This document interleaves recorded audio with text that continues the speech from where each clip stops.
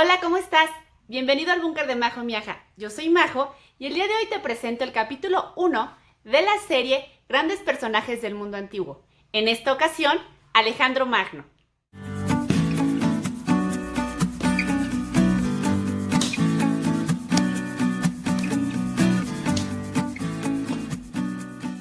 Yo creo que la mejor manera de entender a los personajes históricos es comprender que eran personas como tú y como yo, solamente que en otra época, con otras ideas, como con accidentes geográficos distintos, con papás, con mamás, con ideales, con hijos, con problemas de la vida cotidiana.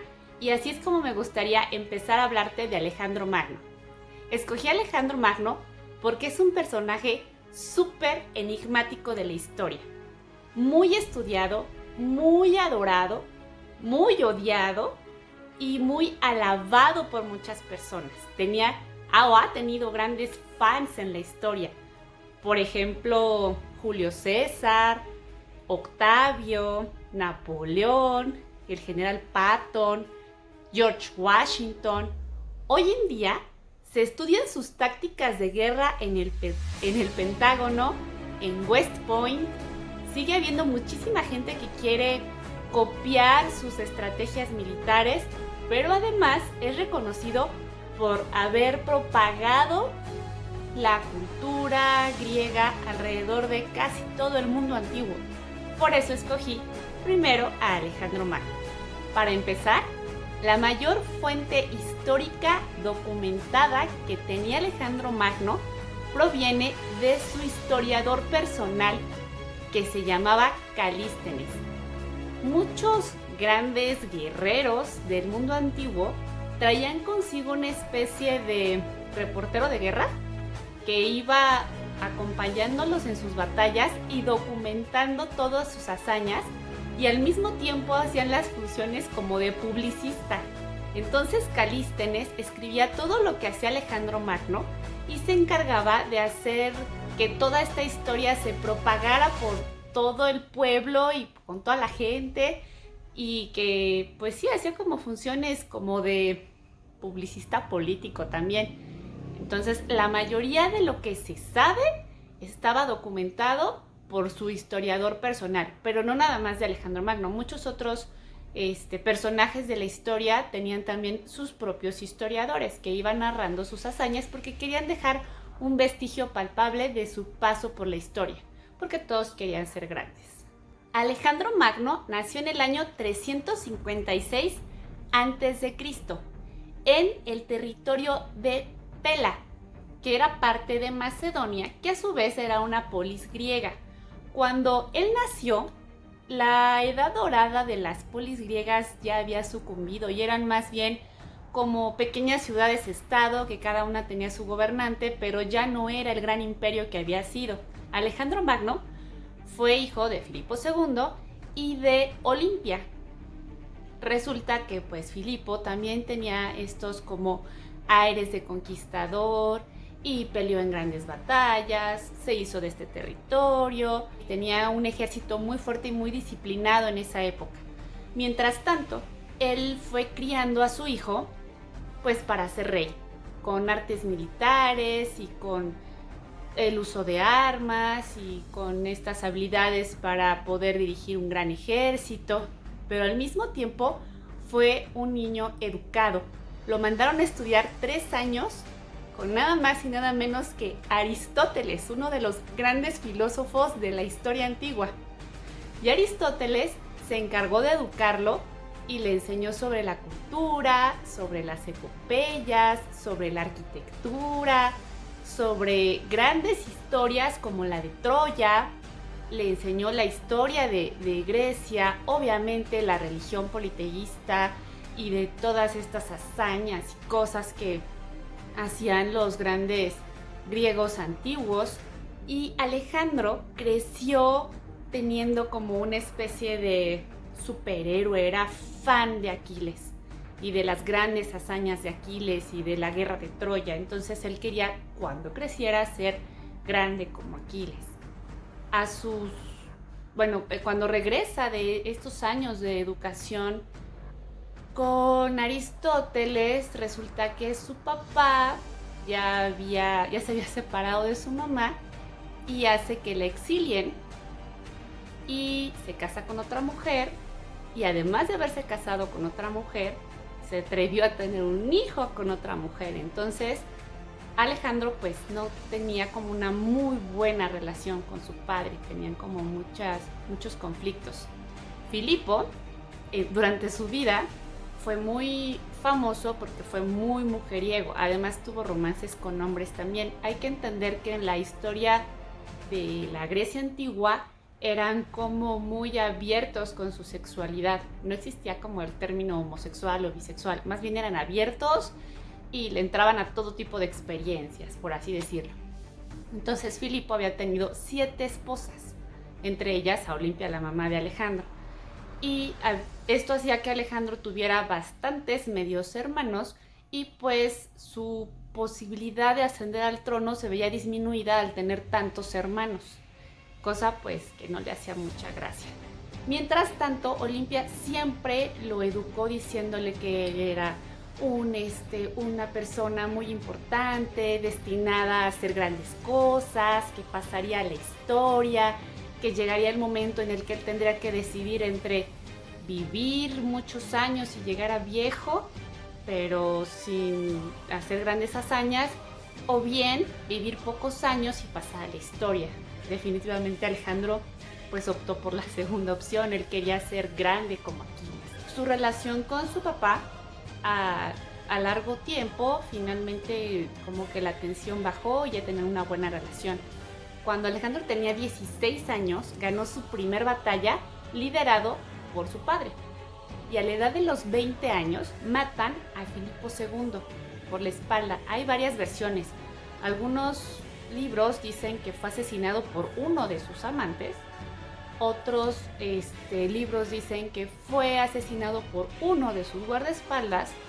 Y otra versión que me encontré es que dicen que fue asesinado por uno de sus guardaespaldas, que además era su amante. Inmediatamente agarraron al asesino y lo mataron, sin que él pudiera decir o confesar si tenía cómplices o si alguien le había pagado por hacerlo. Esto generó en el pueblo macedonio como sospechas sobre si lo había mandado matar Olimpia por despecho, porque en muchos textos habla constantemente de que Olimpia era una mujer despechada, que además también era alcohólica y que rendía culto a Dionisio y hacía sacrificios y bailaba desnuda, y era una mujer así como toda extrovertida y sin límites. Entonces se cree que pudo haber sido este homicidio de Filipo orquestado por Olimpia, o bien que incluso pudo haber sido orquestado por Olimpia y Alejandro Magno, inmediatamente para evitar todos los problemas que se dan cuando hay una sucesión. Alejandro manda matar a su primo Calístenes y a todos sus medios hermanos. Por su parte, su mamá manda matar a la esposa en turno de Filipo, que se llamaba Eurídice, y a su hija pequeña Europa, quedando claro así para todos que quien se metiera con Alejandro Magno estaba destinado a morir cruelmente. Esto fue en el año 334 a.C. y derivado de todo esto logra Alejandro consolidar su poder, logra que lo nombren rey de Macedonia y aceptación de todos los generales del ejército, y empieza a decirle al ejército que lo primero que tienen que hacer es derrotar a los persas, porque 100 años antes los persas habían invadido Grecia, habían invadido Atenas y habían incendiado los templos griegos, y era como una espinita que traían ahí los griegos de toda la vida. Y Alejandro dijo, no se preocupen, yo voy a vengar a todos los griegos de hace 100 años y voy a desquitarme en nombre de todos. Y todos, sí, vamos. Y entonces, en el 334, inician esta peregrinación para poder liquidar a todos los persas, para vengar a los antiguos griegos. Para empezar este viaje, se va acompañado de su mejor amigo y probablemente amante, Hefestión, y viajan a Troya. En la ciudad de Troya quería pues conocer las ruinas históricas de las grandes hazañas de Aquiles y visita Troya para poder rendirle homenaje a Aquiles, y ya todo motivado por haber conocido este enigmático lugar, empieza la invasión contra Persia. La primera batalla que libró se llamó la batalla de Issus, y el rey en aquel entonces de Persia era el rey Darío III. Los persas en ese momento tenían dominados toda la península de Anatolia, lo que hoy es Turquía, la India, parte de la península arábiga y a los egipcios. Se encuentra en Issus al rey Darío III. Alejandro iba superado en número por muchísimo, pero pues ya tenía mucho conocimiento de guerra y además estaba muy motivado y era un líder carismático.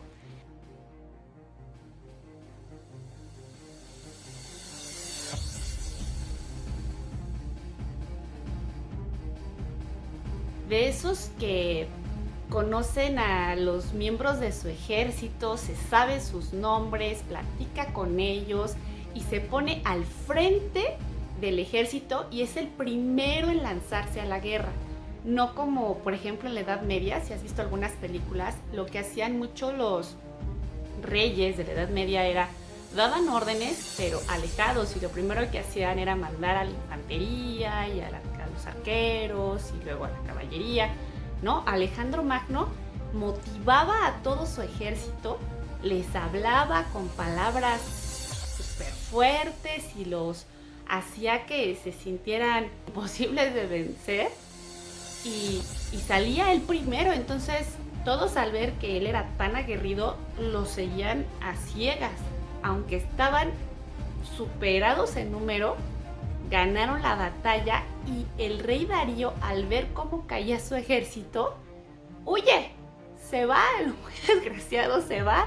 Imagínense esa impresión que se llevó el ejército persa cuando su rey huye y los deja ahí como de, bueno, esto es todo, amigos, ahí vemos cómo quedan y yo huyo para salvar mi vida. Finalmente, en esta primer guerra mataron a 50,000 persas. Mató a todos, no dejó uno solo vivo. Por eso algunos pues estudiosos, porque ha sido este personaje estudiado por psiquiatras y por psicólogos, hay quienes lo llaman que es megalómano y hay gente que dice que es narcisista y asesino en serie. Él tenía como muy claro que tenía que matar a todos y dejar muy en claro que nadie se podía meter con él.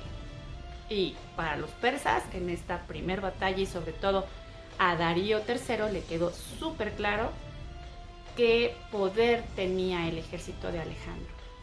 De hecho, en Pompeya hay un mosaico que se cree que es una réplica exacta de una pintura del siglo IV a.C. de esta batalla. Tras un año de estar teniendo batallas, se hace casi de todo el territorio de la península de Anatolia.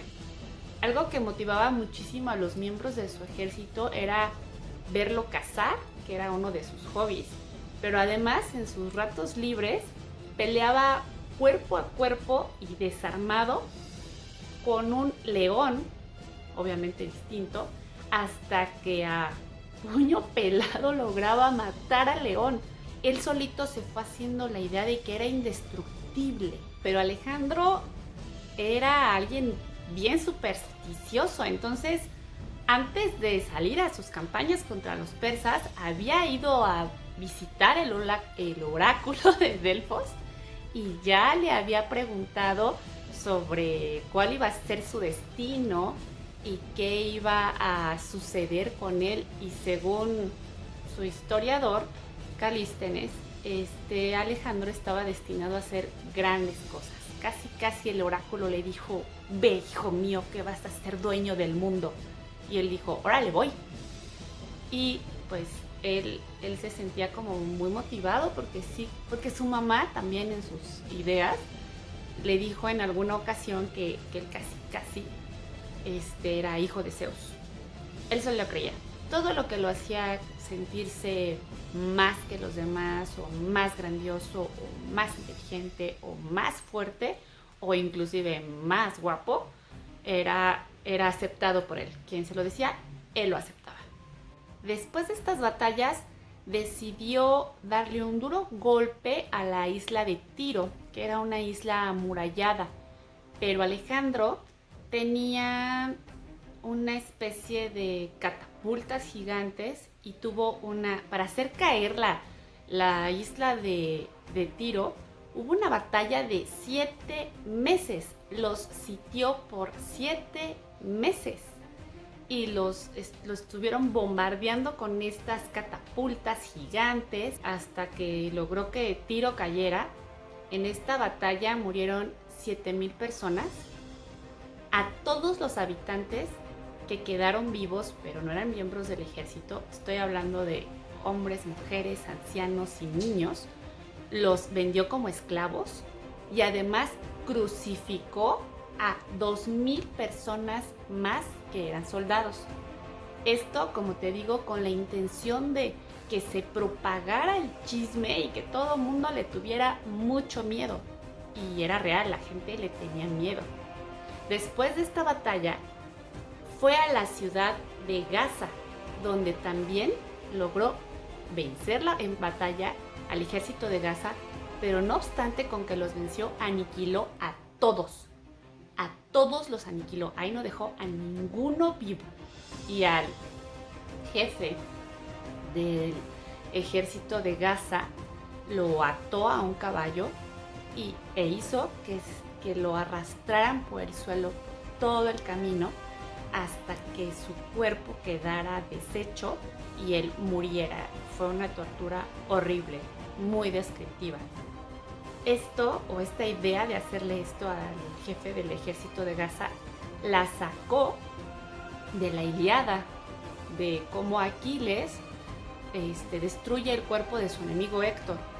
Sin embargo, en la Ilíada Héctor ya estaba muerto cuando Aquiles le hace esto. Alejandro, como con su intención de superar a Aquiles, le hace esto mientras aún estaba vivo. Imaginen esa impresión de toda la gente, incluso de su propio ejército, al ver cómo esta persona gritaba hasta desfallecer, porque pues no es una muerte rápida.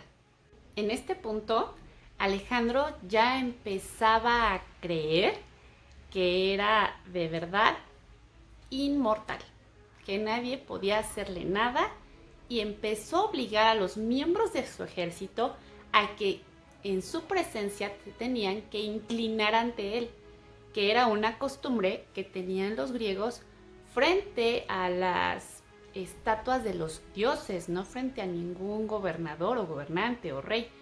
Y él empezó a obligarlos a que se inclinaran ante él en señal de reconocimiento de su capacidad de ser un dios.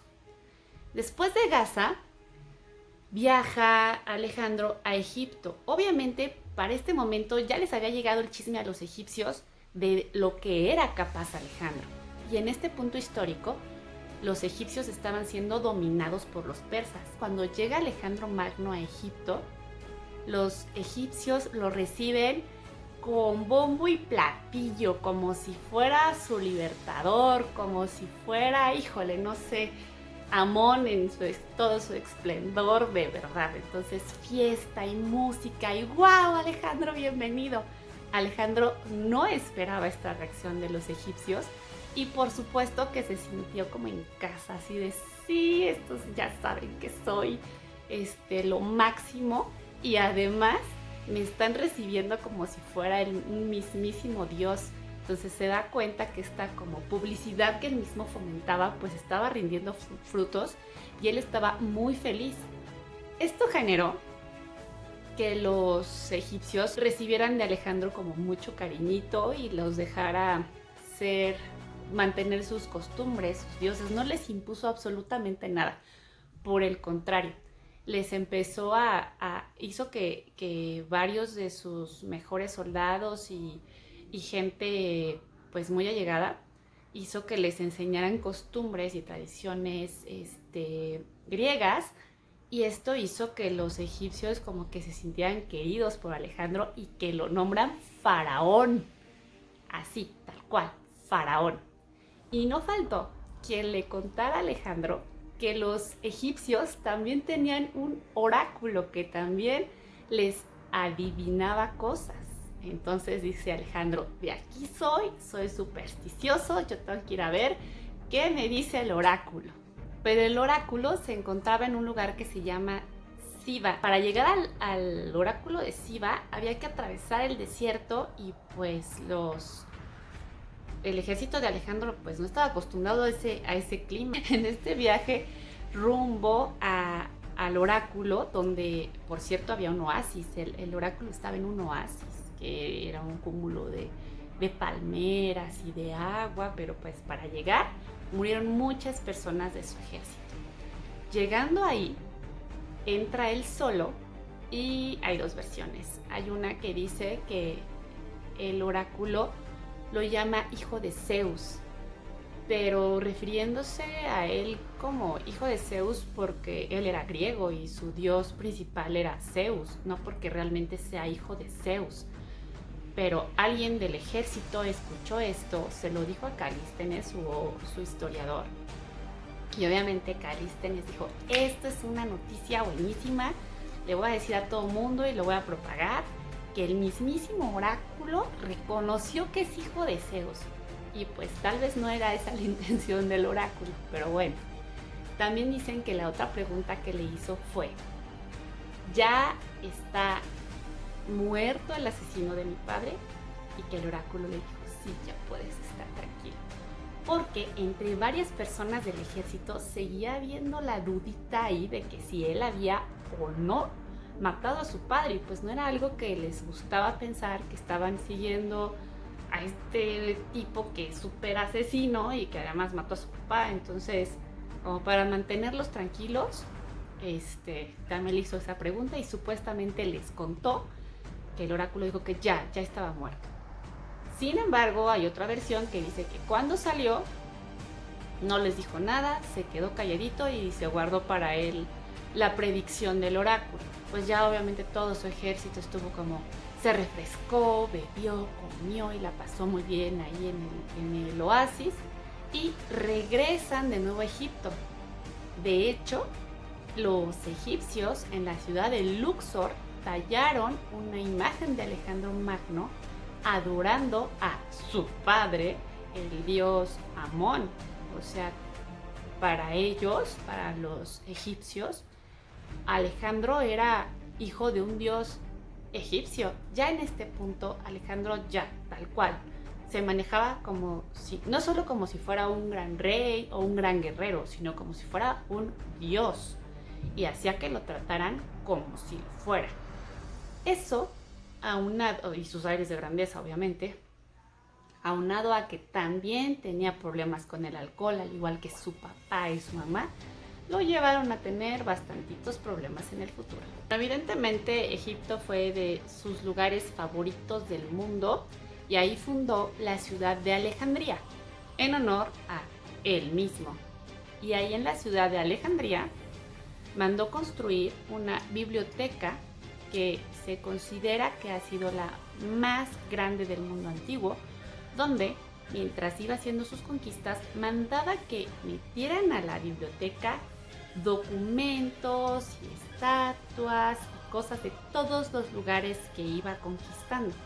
Lamentablemente, la biblioteca fue destruida en un incendio.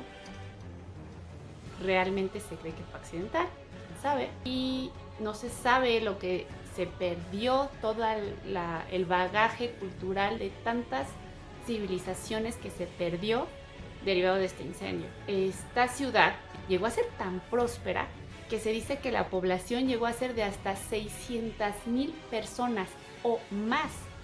Ahí también se construyó el Faro de Alejandría, que tampoco existe ya, que es una de las 7 maravillas del mundo antiguo. Sin embargo, aunque Alejandro estaba bien contento en Egipto, le seguía trayendo ganitas a Darío III. Y mientras Alejandro estaba con el tema que si el oráculo, y que si soy Dios, y que si soy hijo de Amón, y también de Zeus, y soy wow. Mientras tanto, Darío III ya había triplicado su ejército original. Y Alejandro pues ya había mermado por sus conquistas su ejército. Entonces, pues entre que se traían ganas, Alejandro va en busca de Darío y se lleva a cabo la batalla de Gaugamela o Gaugamela, porque la he encontrado con N y con L. En esta batalla, otra vez, Alejandro Magno, pese a que estaba pues en una posición de franca derrota, otra vez derrota a Darío. En esta ocasión, Alejandro, por adelantado, manda hacer unas lanzas de más de 5 metros y acomoda a su ejército en unos flancos en donde la infantería hasta el frente tenían las lanzas apuntando así, y luego así, y luego así, y luego así, y luego así, y luego así, y luego así. Entonces, hagan de cuenta que eran muchos hombres acomodados como puercoespín, y se dice que estas lanzas eran tan largas que lograban evitar las flechas que le lanzaba el ejército de Darío, e implementó una táctica que se llamaba el yunque y el martillo, que consistía en poner a unos hombres frente a frente con el ejército, en este caso persa, rodearlos y atacarlos por el flanco derecho o izquierdo y también por la retaguardia. Entonces, pues quedaba el otro ejército teniendo que defenderse de frente, de retaguardia y a los costados también, por los flancos. Esta táctica generó que Alejandro pudiera abrirse paso hasta casi llegar a donde estaba Darío. Y Darío dijo, ¡oh por Dios, ahí viene Alejandro! Y se echó a correr y huye de nuevo. De nuevo Alejandro mata a la mayoría del ejército persa, pero en esta ocasión decide reclutar a algunos soldados persas porque pues su ejército también ya estaba muy mermado, ya era muy poquita gente comparado con el ejército que tenía en un principio, cosa que a su propio ejército no le hizo gracia, porque pues piensa tú cómo harías las cosas hoy en día si estás peleando con alguien y ya de repente tienes que dormir con él porque pues y compartir tu comida y tu agua y tus recursos y tus armas y además decirle tus tácticas cuando el día anterior era tu peor enemigo. Entonces, esto Alejandro lo hizo como una táctica pues para sumar fuerzas, pero no le gustó a muchos de los miembros de su ejército. Sobre todo no le hizo gracia a la mayoría de los soldados que habían peleado con su padre. Lo veían como una especie de traición y les incomodaba. Esta actitud de Darío de estar huyendo cada que se enfrentaba a Alejandro había generado o dado origen ya a la caída del Imperio Persa. Darío ya no tenía credibilidad ante su pueblo ni ante el ejército. Sin embargo, Alejandro no lo va a asesinar, lo termina asesinando uno de sus sátrapas. Un sátrapa es la palabra que define en persa a un gobernador. Uno de sus gobernadores persas, que se llamaba Besos, lo asesina. Y Alejandro como que se topa con que, ¿por qué? ¿Por qué mataron a mi peor enemigo? Era mi chamba. Entonces Alejandro ahora se hace de un nuevo peor enemigo que es Besos. Y entonces lo empieza a perseguir. En esta búsqueda por matar al asesino de su enemigo, porque pues era una afrenta que él tenía y se sintió como que se la robaron. En esta búsqueda, en el 329 a.C., Alejandro viaja a Kabul, que hoy es territorio de Afganistán, y hace que su ejército vaya a suba a la montaña de Hindu Kush. Otra vez empieza a explotar al máximo la temple de su ejército, porque esta montaña es muy alta, pero además es nevada. O sea, ya los había metido por el mar, ya los había mandado a una isla, ya los había tenido en el desierto y ahora los estaba mandando al hielo. Había unos pasos en la montaña de Hindu Kush que eran pues súper estrechos y donde solamente cabía un hombre. Y pues así, imagínense como el Señor de los Anillos, cuando van todos caminando así pegaditos a la montaña y está nevando, así. Dicen que la fila del ejército era tan larga que se hizo una línea de 15 kilómetros de soldados, así, de uno en uno, en uno, en uno, para poder seguir a Alejandro. Obviamente a la cabeza del ejército iba Alejandro. Eso pues también te da mucho de qué pensar de cómo se desarrollaban los ejércitos de la edad antigua.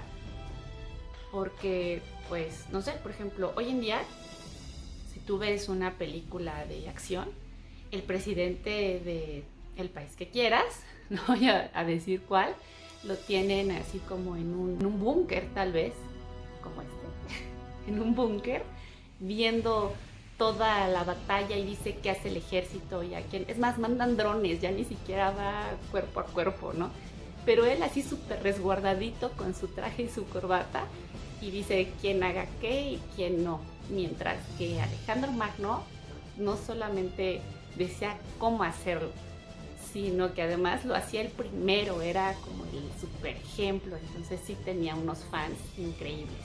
Y las mujeres, bueno, ni se diga, porque pues se iba pasando el chisme de que era galán y además empezaron a esculpir cualquier cantidad de esculturas, valga la redundancia, de esculturas de Alejandro. Entonces decían, no, es súper guapo y es súper culto, porque sí era súper culto, hablaba varios idiomas y sabía muchísimas cosas. O sea, su maestro fue Aristóteles, por Dios, ¿qué más quería, no? Y además estaba dejando que todos los pueblos que habían sido invadidos por los persas conservaran sus costumbres y sus tradiciones. Y esto originó también muchísimo mestizaje, porque los soldados que iban con Alejandro obviamente tenían relaciones con las mujeres de los pueblos que estaban siendo o salvados o sometidos o conquistados. Muchos de sus soldados ya en estas regiones iban haciendo familia, iban teniendo hijos. Estas batallas de Alejandro dieron origen a mucho mestizaje de muchos pueblos que nunca habían tenido contacto. Y obviamente originó también contacto comercial, contacto cultural y pues que mucha gente fuera conociendo la cultura griega. Como ya te dije, pues sus soldados ya no estaban como muy felices con la idea de estar peleando cuerpo a cuerpo con soldados que Alejandro había reclutado de los persas. Y en uno de estos festejos que se hacen post batalla, un general que se llamaba Clito, que había peleado cuerpo a cuerpo con su papá, con Filipo II, se le ocurre, ya súper entrado en copas, gritarle: tu papá era más grande que tú no eres el grande que te crees y no le llegas ni a los talones. Alejandro enfureció y se le fue encima y con un cuchillo, daga o lo que sea que tuviera en la mano, lo asesina. En ese momento se le baja el cohete que trae y se cae en llanto. Cuentan que en esta como fuerte depresión que le dio, estuvo 3 días encerrado llorando por lo que había hecho, muy arrepentido, porque pues él quería a los miembros de su ejército, él los apreciaba y se había dado cuenta que ya se había extralimitado. En otra de sus batallas, cuando estaba peleando en Babilonia, estaba igual ya también bien entrado en copas y le dice a alguien del ejército, dice: hay que quemar el templo de Babilonia. Y él: sí, vamos. y empiezan a quemar el templo de Babilonia.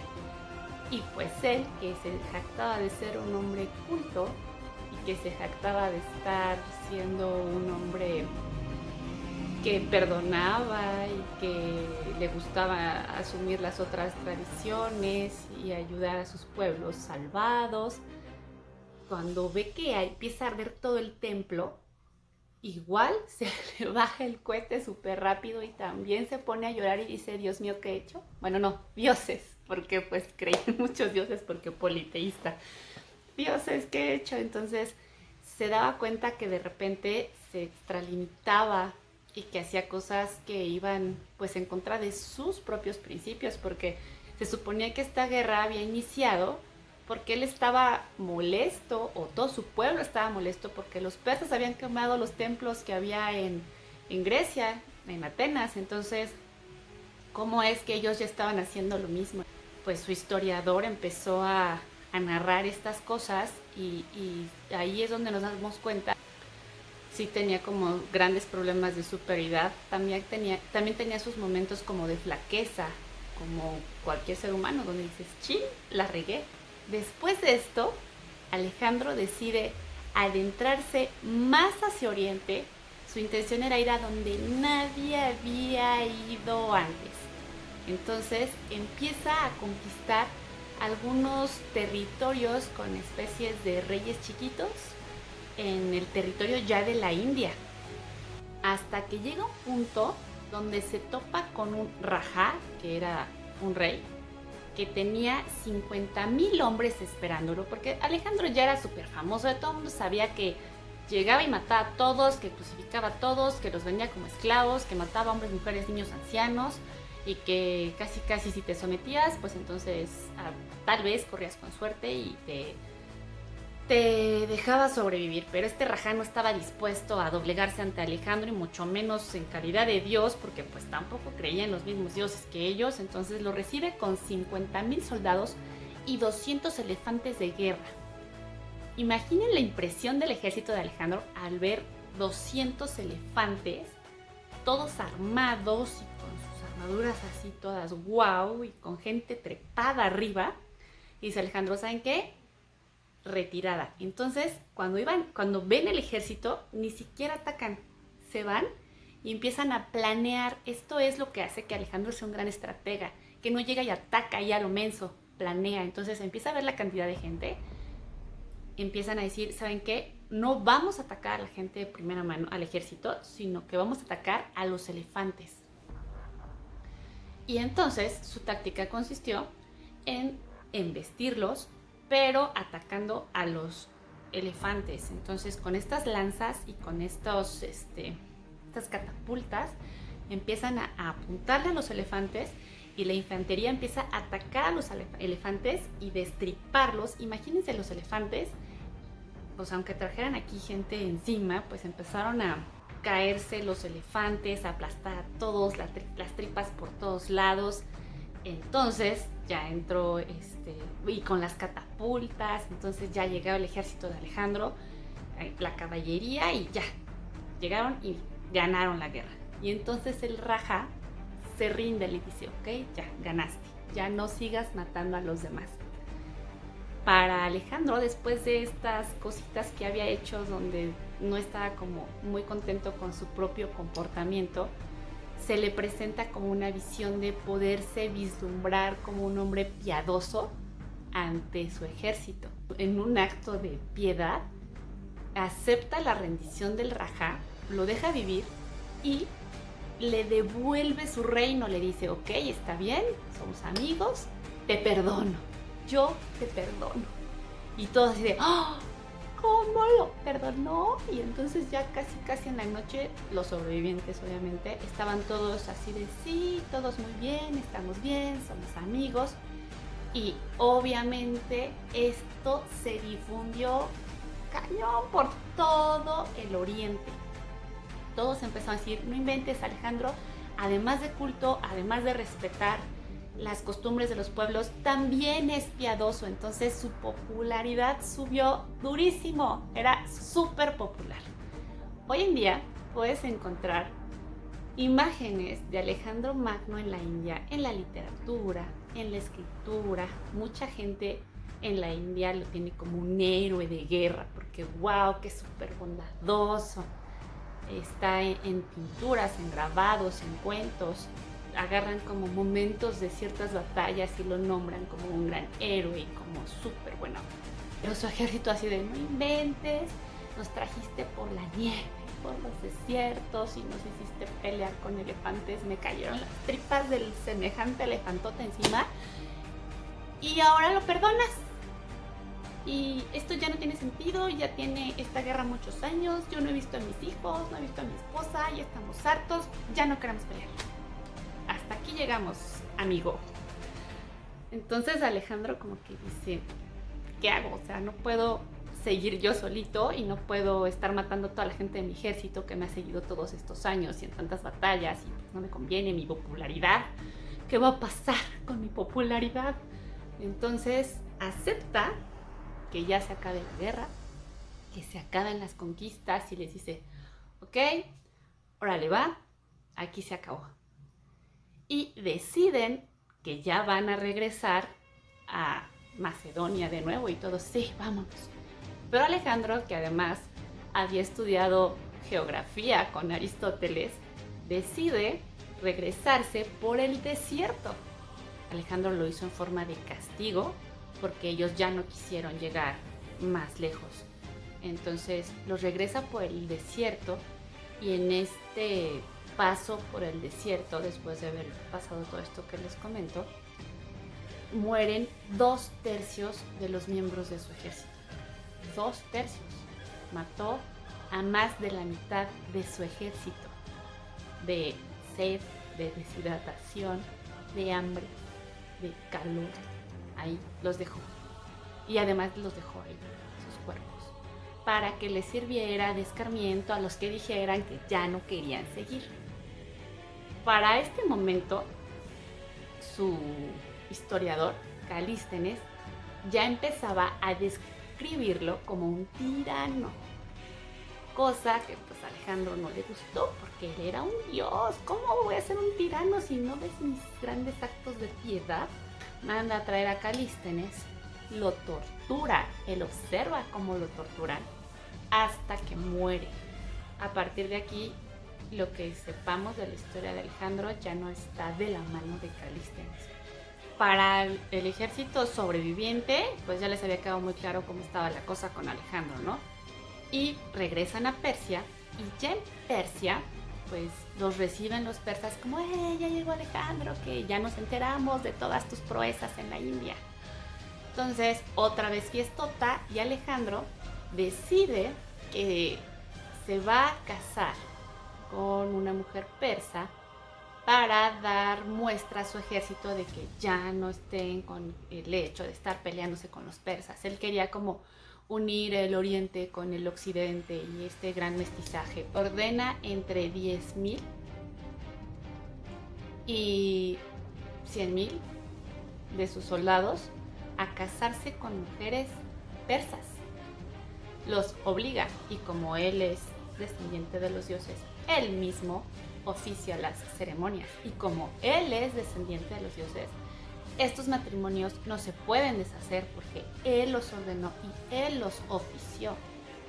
Y para que no haya dudas del gran compromiso que él tiene con esta causa de poder estrechar lazos con los persas, él se casa no solo con una, sino con tres mujeres persas.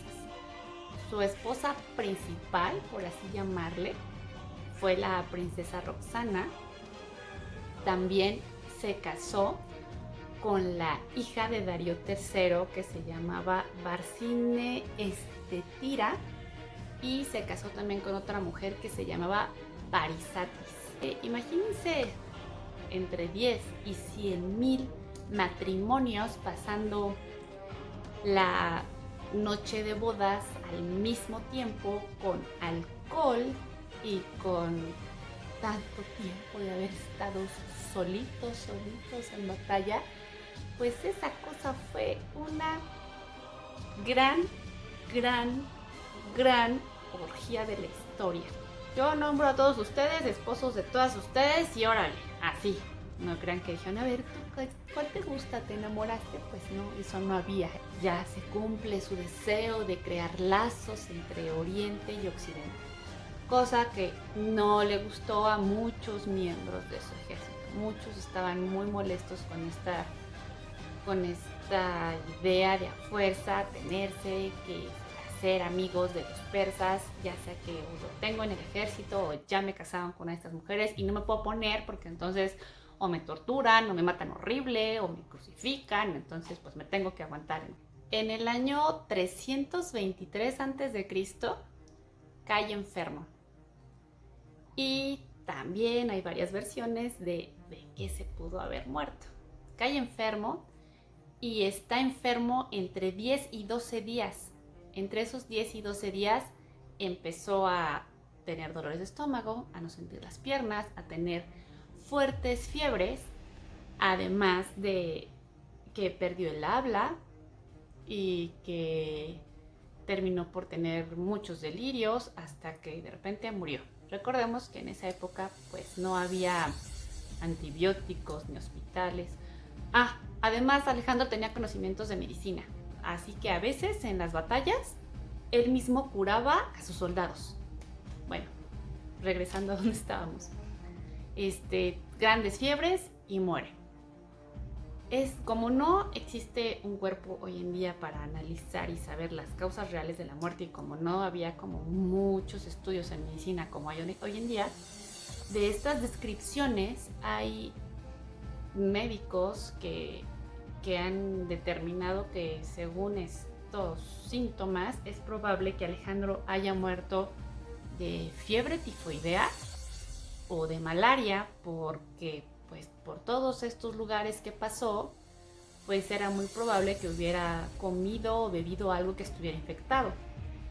Hay quienes también creen que fue envenenado por alguno de sus generales o alguno de los miembros de su ejército. Sin embargo, muchos creen que no, que porque siendo él quien era y con la personalidad que tenía y con los seguidores que tenía, de haberlo envenenado le hubieran dado un veneno que actuara de forma instantánea, que muriera en el acto, que era muy poco probable que con el conocimiento sobre venenos que había en esa época pudieran haberle dado un veneno que lo tuviera en agonía entre 10 y 12 días y después muriera. Muere a la edad de 32 años, con 11 años de conquistas, y él logró hacer el imperio más grande y más vasto de la historia de la humanidad. Y por supuesto el mundo antiguo, y viajó a lugares donde nunca nadie había viajado antes, en el Oriente. En su lecho de muerte le dicen, bueno Alejandro, ¿y quién va a ser tu sucesor? Y dicen que su respuesta fue el más fuerte. Esto obviamente generó que con su muerte se disolviera su imperio. También ha sido el imperio más corto en temporalidad de la historia, porque no dejó un sucesor como tal, y las costumbres macedónicas no tenían como unas reglas bien sustentadas sobre las leyes de sucesión o sobre las reglas de sucesión como lo hay hoy en día. Meten su cuerpo en un sarcófago y hacen una procesión. Imagínense cuántas de sus fans llorando atrás de, oh no, Alejandro tan guapo murió, tan culto, tan gran guerrero, y así muchos, ¿no? Entonces iba una procesión así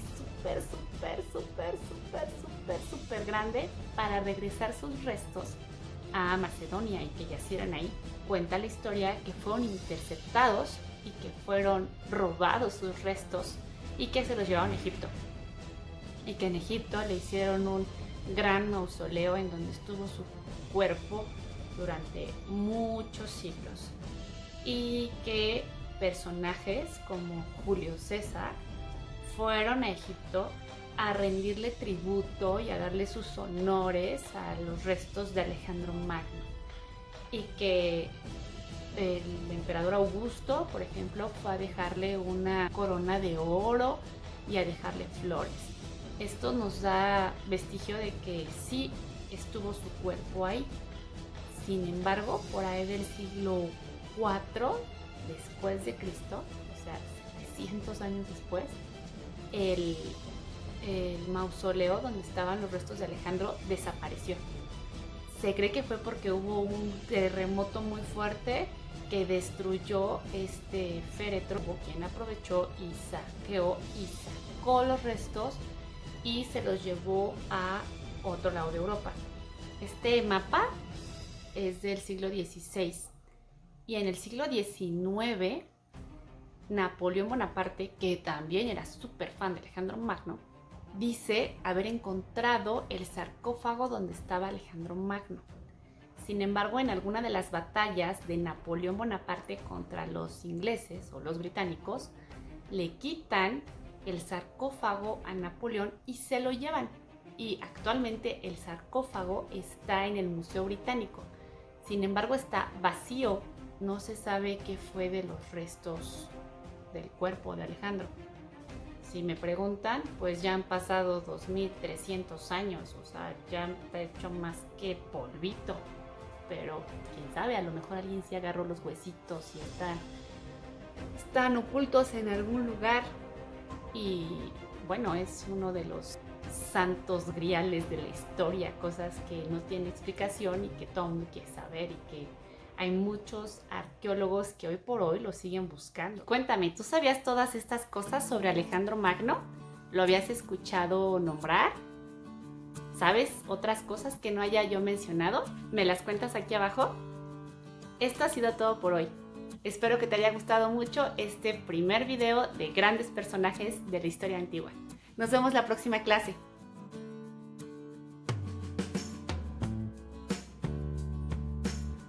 Hola, soy Astrid, exalumna de Miss Majo. Antes de irte, recuerda suscribirte, darle like y activar la campanita de notificaciones para que no te pierdas ningún video. Ah, y también comparte este video con todos tus amigos. Nos vemos en el próximo. ¡Adiós!